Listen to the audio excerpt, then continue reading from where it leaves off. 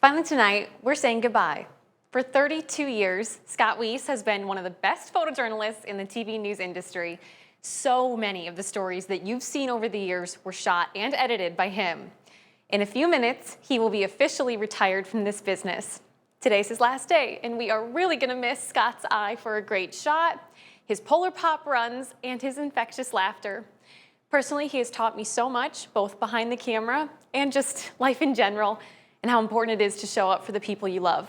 So, before Scott leaves, we're taking a walk down memory lane and looking back at some of our favorite stories Weazy worked on over the years.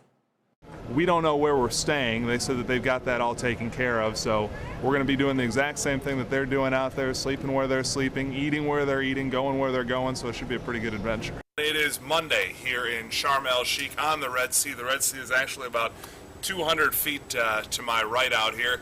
We have been traveling for the last 2 days, and we've traveled through 5 airports, 6 metal detectors. Our luggage is, we have no idea. I'm resorting to the Rolling Stones backup t-shirt right now. Some of our gear is still missing, so it's been a battle and a half to get here. Inside, knee brace, don't need. Ankle brace, don't need. medical braces. No idea what it is. Shipped from a company called Crown Medical. We've also got a wrist brace. Are you losing count? Well, join the club. It is freezing today. You ready? Yeah. Here we go. Oh. There are signs that show cold. Yeah, that's cold. Then there are signs We've got signs. that read it. People do look at these things. They do. They serve as warnings. They provide some humor. I don't know if there's much of a difference between -50 and -100, but they probably feel the same. In these temps, some don't show anything at all. Great pride to introduce to you for the first time publicly the new head football coach at the University of Illinois, Lovie Smith. To work with probably the most famous corn in the world right now. For the Ray brothers, Andy and Adam, there's no pressure when it comes to farming the Field of Dreams corn, right? Oh, you definitely have the pressure. Then you want it to look good and you want it to be perfect. Groundhogs. Nothing but groundhogs. Oh. I see them every day when I go by here.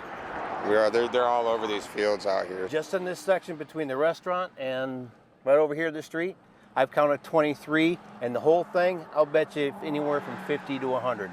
Groundhogs, woodchucks, even whistle pigs, whatever you want to call them, have formed their own colony in between Clinton's Lincoln Highway. The flashing red and blue lights are leading her home. There's a way to feel. Oh, jeez.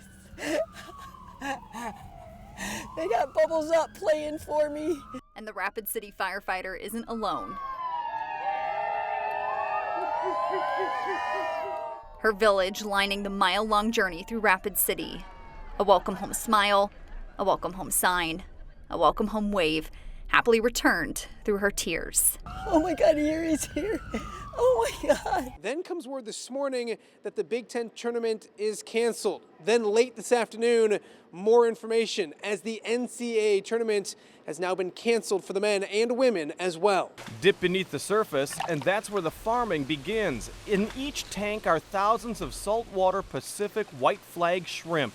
It's shrimp farming in the chill of the Midwest. Mike Finley's family has owned this farm for 4 generations, and Mike's dad thought his son was nuts with the idea of starting the Shrimp Shack of Mendon, Illinois. Yeah, he said it's a little cold in Illinois to raise shrimp. Lanita West and Wendy Pride. Nope. Janice Pride. Nope. Sandra Thomas. They all say you wiped them out. Is that right? Yeah. Mm-hmm. What? I'd love to hear. I've wanted to hear yours. I want to hear your side of the story. No, I wouldn't know anything about it. Well, you know these women. Not hardly. You don't know them? Well, no, I don't know any of them. Those ears are gathered, then travel 2 hours to Janesville, Wisconsin. Once it gets to the plant, it'll have about an hour process, and then it'll be in the can. So about 4 to 5 hours before it's in a can from once it's harvested. Jake Weas didn't grow up with calves in his backyard. I grew up in Bettendorf, actually. But his family's background brought him to McCausland's countryside. My grandparents farm up in northeast Iowa, and that's how I kind of got the bug, I guess you could say, to start farming. Jake cultivating his own opportunities through FFA and a bachelor's in agribusiness. I wouldn't want to be doing anything else right now. His steps onto new ground don't come without challenges. I was transitioning, from being done with football. So I called him like on a Monday afternoon. Can you help me out? And I was like, absolutely, absolutely. You had two guys that were faced with adversity and faced with a challenge, and where did they go? Rather than retreat, and disengage, they turned towards one another. So Brett absolutely benefited from Pat's support, but it came at a really remarkable time that Pat needed it as well. I was lost, and with Brett, I had that thing. Brock Harding, I'll be real positive now. and Owen Freeman are teammates once again, this time at Moline High School. Oh, yeah. It's a basketball bond that started on the AAU circuit years ago. I went and checked his Instagram. I saw a little 8th grader, his 8th grade pictures. He had a mustache. He looked a little tall. I was like, Gavin, I don't know if we should pick this guy up. He looked kind of dorky with his braces. And he was a lot smaller than I thought he was going to be. No, I'm just playing.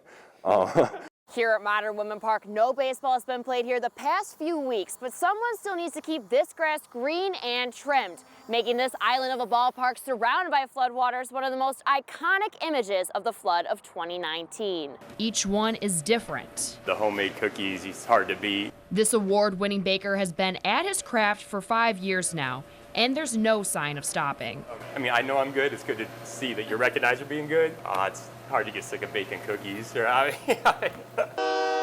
interesting. While there still needs to be an official count, this exceedingly large watermelon could be the biggest in the world. It's 40 feet long, 26 feet tall, and 16,000 pounds. On like a 90-degree day or a 100-degree day, it just feels good to get in here. I'd rather be in here. I would not want to be doing road work right now outside in that temperature. Making this the coolest job in town. Yeah, it's cold. These guys might prefer to work in here, but after only an hour of filming, I'd rather be out here any day. In Moline, Shelby Kluver, WQAD News 8. Weazy, you're the best of the best, and things are going to be different around here without you. We love you, we're going to miss you deeply, and I owe you a Polar Pop.